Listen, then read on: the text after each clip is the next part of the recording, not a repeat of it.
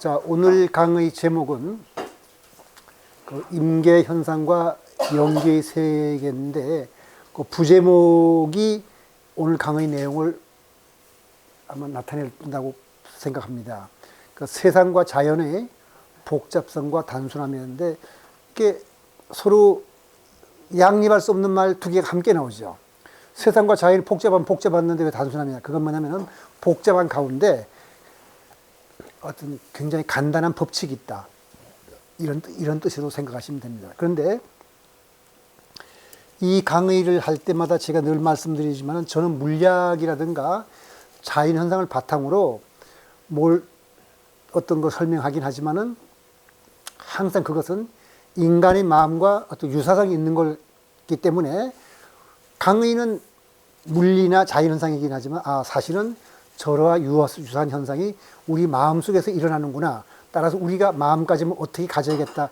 이런 식으로 이해하시면서 들어주시기 바랍니다. 그래서 오늘 강의와 관계된 것 중은 결국 연기법인데, 연기법 강의 살펴보기, 요거는 무슨 뜻이냐면은 우리가 이미 강의를 연기법 관련된 거 많이 했습니다. 3강에서는 업과 윤회를 했고, 그 다음에 11강에서는 직접 연기법을 했습니다. 그러니까 상호 의존성과 삼법인, 그 다음에 상호 의존성에 대한 과학적 고찰, 그 다음에 연기법과 과학, 이런 걸 우리가 강의를 했고요. 그 다음에 12강은 연기법과 세상사 해서 우리가 선형인과율과 그 다음에 그 상호인과 여기에 대해서 얘기를 했고, 오늘 강의가 임계현상과 연기세계고, 다음 강의가 복잡계와 카오스, 그 다음에 24강이 법계 연결해서 일즉다 다즉일의 이치를 우리가 설명을 드리겠습니다. 그리고 그 뒤도 물론 불교가 전체가 연기법이기 때문에 연기법에 관련된 내용들이 앞으로도 계속 나올 테죠. 이것이 중요한 내용인데, 자, 이제 본 강의가 시작되겠습니다. 그래서 먼저 우리가 예비적으로 생각해야 될 일이 뭐냐면, 아까 말씀드린 대로 여기에 나오는 모든 내용들은 다 자연현상이나 세상사긴 하지만 그게 인간의 마음과 관계가 있기 때문에 제가 설명드리는 거라서 말씀드렸죠. 그래서 지금부터가 이제 오늘 강의의 시작이라고 생각하고 들어주십시오. 예기치 못한 사건. 예기치 못한 사건이 인간사에서 많이 일어납니다. 근데 그 중에 하나 예를 들어보면은, 우리 그 세계 역사상 중에서 가장 큰 변혁이 온 걸 언제 잡을 수 있냐면은, 1차 대전을 꼽을 수 있습니다.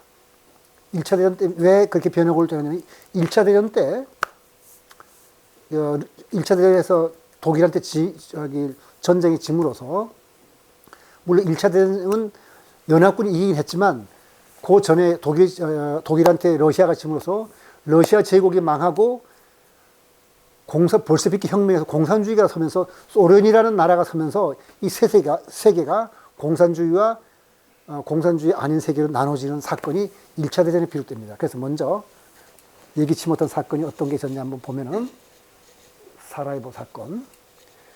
1914년 6월 23일 오전 11시 승객 2명이 탄 자동차가 길을 잘못 들어 큰 길을 벗어나 골목길에 들어섰습니다.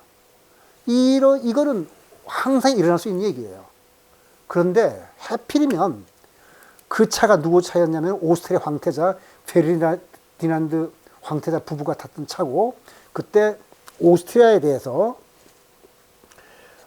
그 세르비아의 어떤 독립을 염원하던 그 어떤 나름 조직이 있었습니다. 그 조직 중에 속했던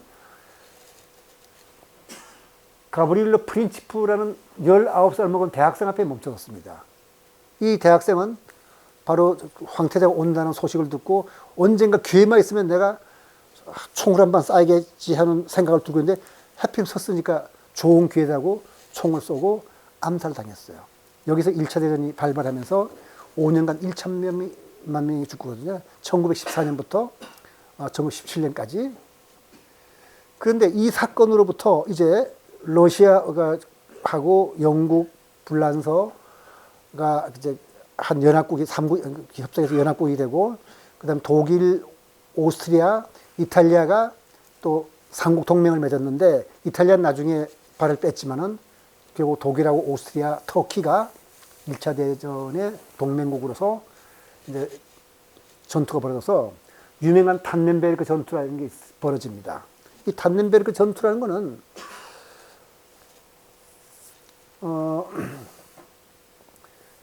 독일군은 그 당시에 그 전쟁을 어떻게 생각했냐면은, 그 당시 독일은 전쟁이 자신만만했었어요.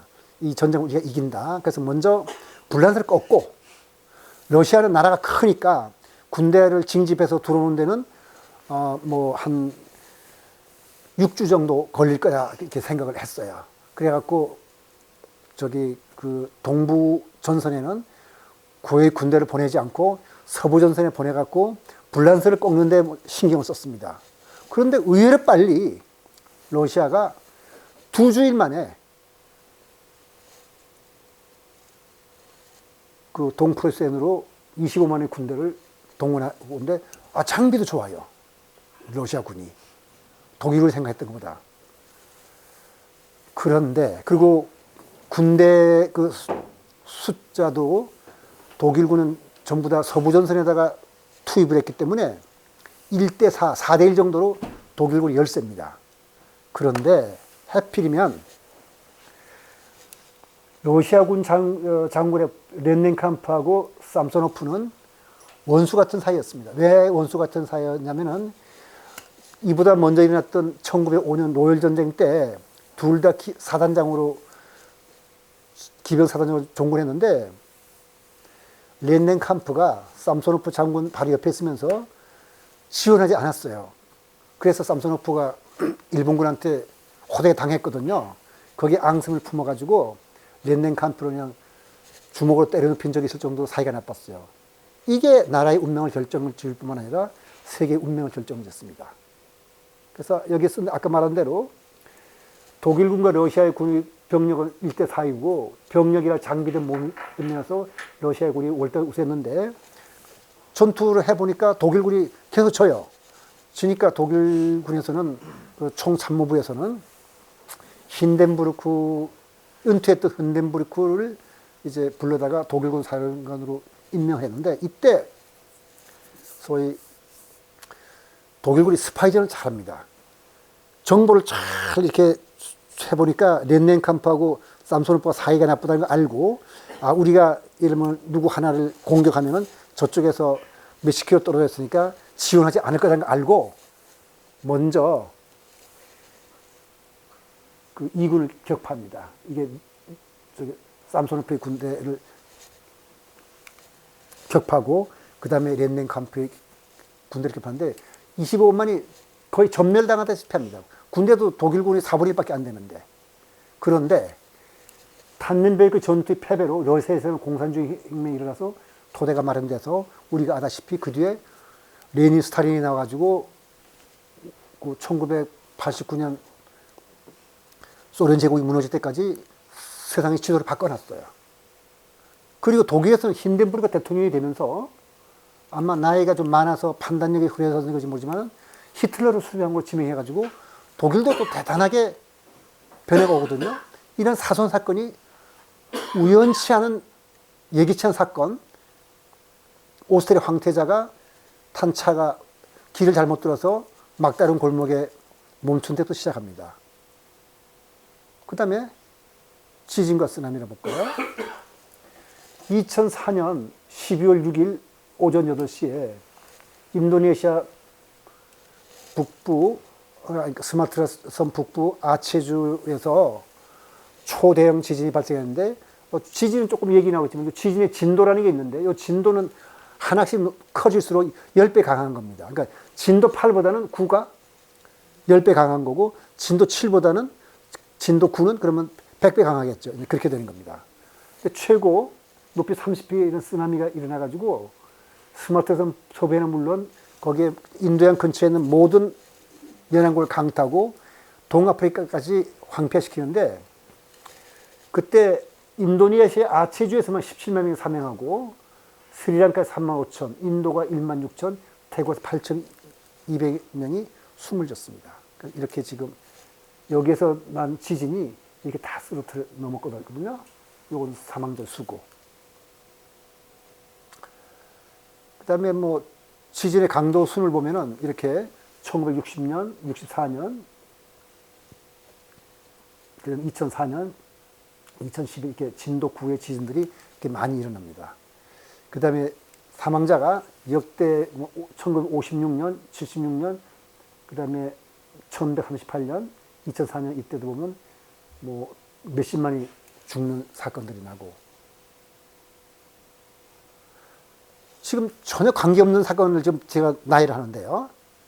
이번에는 미국의 주식 대폭락을 얘기할 텐데 그 전에 잠깐 우리 그 대중들이 모이면 어떤 일이 일어나는지 한번 생각해 본데 대중의 지혜란 말이 납니다. 이거 실제 실험인데 1920년대 남아연당에서 일어난 실제 실험했던 거예요. 사람 800명을 모아놓고 황소 한 마리를 갖다 놔서 대개 500kg쯤 되는 황소인데 우리나라 황소보다 그쪽 황소가 조금 더 무거워. 우리나라는 보통 300kg 조금 넘는 정도라면 그 남아연방 이쪽에 500kg, 600kg 되는 황소인데 500kg쯤 되는 황소를 두고 800명한테 황소 무게가 얼마냐고 짐작해보려고 대답했습니다. 근데 아무도 모르니까 어떤 사람은 300kg라 그러고 어떤 사람은 800kg라 그러고 실제 800kg 되는 황소가 있습니다. 그 아프리카 물소 같은 것들은 900kg 되죠. 그 제멋대로 뭐 말을 하는데 놀랍게도 800명이 제멋대로 말하는 그 수치를 합쳐서 800으로 나눠보니까 진짜 소무게의 1% 정도 오차밖에 나지가 않아요. 그러니까 대중들이 제멋대로 마구 행동하고 마구 투표하는 것 같지만 결국은 그것은 대중들이 원하는 어떤 가장 적절한 데에 이른다는 뜻으로 되겠어. 이게 사실은 그 시장 경제에서는 보이지 않는 손이라고 우리가 부르는데 바로 대중의 지혜는 보이지 않는 손이 작용하는 것처럼 어쨌든 한 사람 한 사람이면 다 제멋대로인데 모아놓으니까 아주 근사하게 진실이 가까워진다. 보이지 않는 손이 있더라도 또 주식의 요동과 폭락은 자주 일어납니다. 그러니까 그래서 대중들이 모이면 어떤 게 있냐면 이번엔 벌과 개미인데 스마트 수험이라는 재미있는 책이 있어요. 스마트라면 똑똑하다는 뜻이고 수험이란 말은 집단이라든가 뭐 군단이라는 뜻인 거죠. 그러니까 대중의 지혜라는 뜻인데 누구도 지시하거나 통제를 하지 않는데도 개미는 제일 가까운 경로를 통해서 먹이를 찾아내고 흰 개미의 집을 보면은 냉난방 시설이 아주 기가 막히게 잘 되어 있습니다. 그리고 벌은 어떻게 새로운 집을 구할 때 최적의 조건을 찾아야 되는가. 이런 것들을 우리가 집단지능이라고 부르거든요. 근데 집단지능이 있다 하더라도 아까 말씀드린 대로 주식도 물론 이런 인간의 마음이 반영된 것이 주식값으로 나타나는 거기 하겠지만은 그래서 주식값은 실제 경제 상황을 잘 반영한다고 볼 수 있겠지만은 그래도 제멋대로 이런 데가 있어요. 예를 들어서 1987년 그다음에 제가 두 번 할 텐데 87년하고 2010년 얘기할 텐데 1987년 10월 19일 거머님 월요일 날은 주가가 폭락하는 역사적으로 폭락한 날이 되는데 근데 사실은 9월 23일 날은 주가가 급등해가지고 주가가 더 오를 것이라는 전망이 속출합니다. 뭐 그냥 그 분석가들이 그냥 주가는 앞으로 뭐 더 오른다 하고 근데 10월 6일 되니까 기대와 달리 주가가 주춤거리더니 마지막에 폭락하더니 14, 15, 16이 3일 연속 폭락한 다음에 19일 날 연속적인 폭락을 하게 돼요. 이런 일이 그냥 뜻밖의 일어나거든요. 그러다 물론 다시 주가는 오르지만은 그러다가 프레시 크래시란 말은 이것은 그냥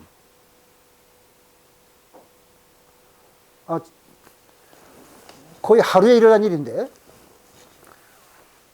워덴 리드 파이낸셜사라는 회사에서 스탠다드 앤 푸어즈 500의 선물을 샀거든요. 41억 불어치. 그런데 그해 5월 달에 보니까 그리스의 채무 수준이 유럽 중앙은행이 정한 한계를 초과했다는 것을 이 워드랜드 리드 파이낸셜스가 알고 난 다음에 선물 시장에서 빠져나기도 하고 조금씩 팔았습니다. 파니까 누군가가 파는데 다 샀어요. 근데 가만 사다 보니까 너무 많이 샀다는 걸 알고서 이거 큰일 나는 거 아니야 하고 그다음에 이걸 돌아 팔아버립니다. 그러니까 선물 가격이 수지로 떨어지는 거예요. 그냥.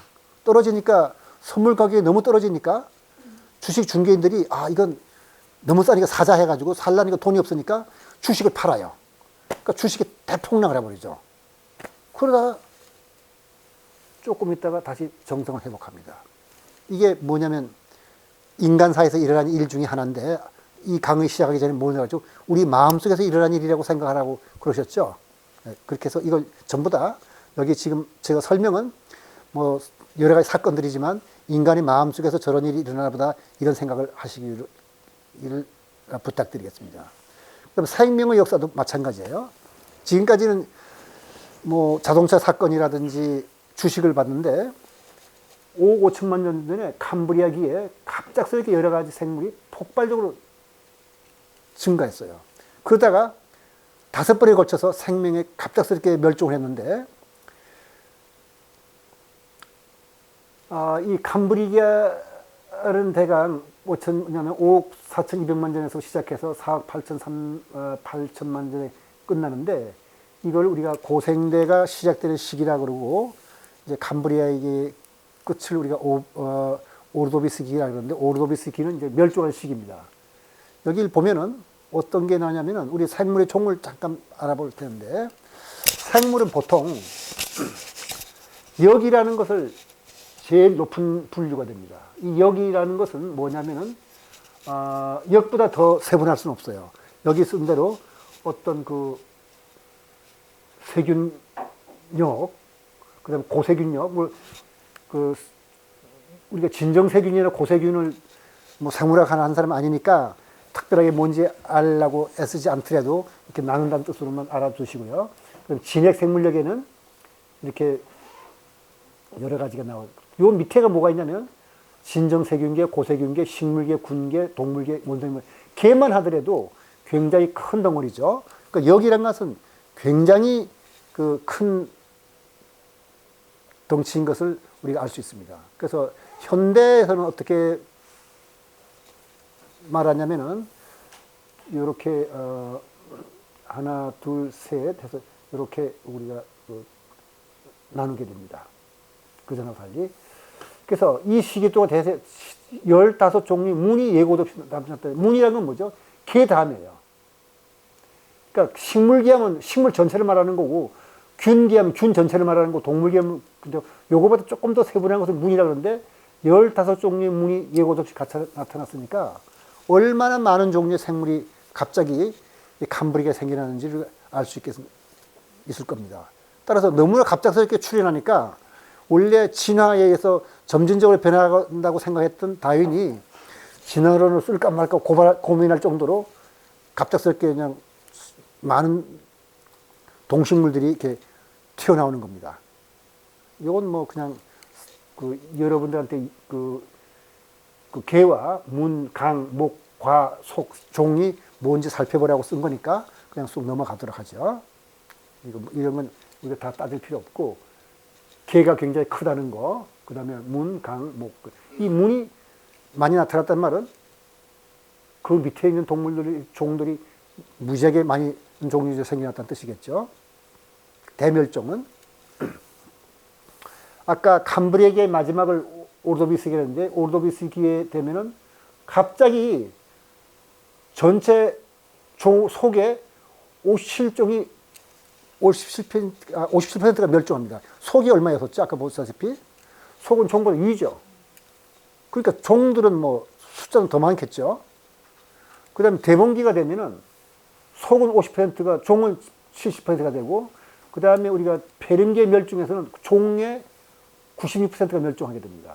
그래서 이렇게 백악기까지 5번에 걸쳐서 그러니까 여기만 하더라도 속이 48% 멸종했단 말은 종은 50% 넘겠죠. 그래서 이만큼 갑자기 캄브리아기에 갑자기 그 생물의 종이 확 생겨났다가 한 번, 두 번, 세 번, 네 번, 5번 멸종했습니다. 그리고 그 중간에 보면 어때요? 또 많이 있죠. 그러니까 다시 2, 30번 우리 생물 종은 생겼다가 망했다가 하는 거고, 이제 여섯 번째 아마 종이, 여섯 번째 멸종이 오리라고 학자들은 보고 있습니다. 왜 이러는가 하는 거 보는 것은, 페른게 대멸종은 되게 시베리아 지역에서 2억 5천만 년 전에 화산 폭발이 일어나가지고 그 지구 해양 온도가 오르고 고세대 생물 중에 98%, 60%가 멸종했습니다. 그러니까 지구 온난화가 된 거죠. 그 다음에 공룡은 또 소행성이 충돌해가지고 여기 먼지구름이 지구를 덮어버림으로써 그 동식물이 많이 죽다 보니까 공룡이 큰 생물이 멸종한 거고요. 그 다음에 그 외부 영향이 아니라 생물종이 어떤 것이 너무 지나치게 번성해도 그래요. 예를 들어서 어떤 식물이 너무 자라버리게 되면 하늘을 가려가지고 햇빛을 가려버리기 때문에 밑에서 다른 생물이 못 자라고 썩고 해서 멸종하는 거거든요. 근데 우리가 여기서 공부하는 것은 왜 사람의 사건, 지진, 주식 폭락, 생명유사 같이 서로 연관성이 없어 보이는 일들을 우리가 지금 이렇게 불교 공부한다면서 살펴보는가. 이거는 아까 말씀드린 대로 이런 것들이 전부 다 인간의 마음속에서 일어나는 것에 대해서 유사성을 우리가 찾아보고 거기에는 어떤 공통된 규칙과 단순함이 있기 때문에 그 공통된 규칙이나 단순함은 인간의 마음에도 적용되리라고 보기 때문에 우리가 이런 공부를 하는 겁니다. 그러니까 사람의 마음은 이들보다 훨씬 복잡한 것 같지만 거기에도 이런 일들과 공통적 어떤 단순함이 있기 때문에 이런 걸 공부하는 거죠. 그래서 한 가지 더, 이제 전혀 연관성이 없는 걸 중에서 모래더미가 무너지는 것 한번 살펴보죠. 모래더미하고 인간의 마음과 도대체 주식 폭락이 무슨 상관이 있는가 생각이 들겠지만은 이게 아주 복잡해. 이건 중에서 가장 유명한 실험입니다. 우리가 지금 공부하는 게 다음 시간 강의가 복잡계인데 이게 소위 페르바깃과 차오탕, 그다음에 저기 위젠벨트라는 사람이 이 복잡계이라는 현상을 공부해서 모래를 이렇게 탁 던져봅니다. 이렇게 위에서. 그래서 뭘 찾아보려 하냐면은 모래알을 하나씩 천천히 탁자 위로 떨어뜨리면 모래산이 이렇게 형성돼요. 그리고 계속 모래산이 쌓여가다가 계속 그러진 않아요. 모래더미가 어떤 경사가, 요 경사면이 좀 커져서 임계치에 이르게 되면은 모래알 하나만 떨어뜨려도 모래알이 흘러내리게 됩니다. 그때부터 이제 모래산이 쌓이지 않아요. 그래서 임계 상태에 이르게 되면은 개는 과도하게 민감해져가지고 사태가 일어나면 모래더미 크기가 줄어들고 모래가 계속 떨어지면 무너질 때까지 커지다가 다시 무너지는 반복을 하게 돼요.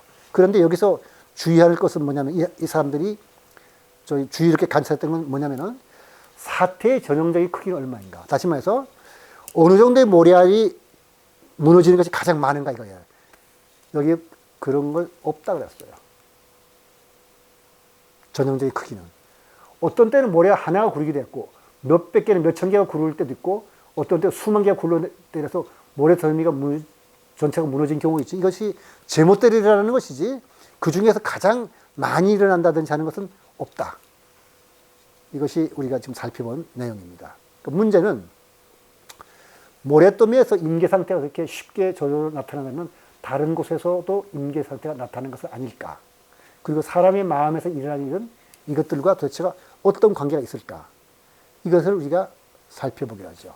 그리고 불법 수행은 지금 모래더미나 지진이나 모래더미가 무너지는 것, 지진이나 이런 것과 도대체가 어떻게 연관 지을 수 있는지 이걸 우리가 살펴보기로 하죠. 그래서 이번 강의는 그 전에 말씀드린 대로 유튜브에 듣는 사람들의 그 편의를 유의하기도 하고 우리가 잠깐 생각해보는 시간도 필요한 것 같아서 지금 생각했던 것이 도대체 무슨 의미인지 여러분들께서 한 10초 정도 생각해 보시고 그 다음 두 번째 강의로 들어가겠습니다.